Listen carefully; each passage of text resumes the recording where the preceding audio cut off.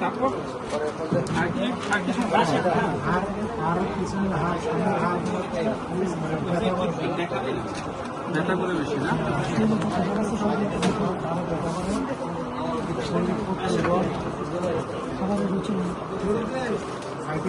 খাবারের রুচি নাই না? ঠিক আছে।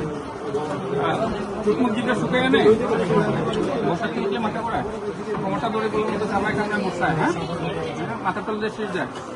হ্যাঁ, চোখ মুখ আন্দার করে আনে। হ্যাঁ, হঠাৎ বুঝে এমন শক্তি থাকে না যে পড়ে যাবেন। হ্যাঁ, মুখে টিকা দিতে লাগে।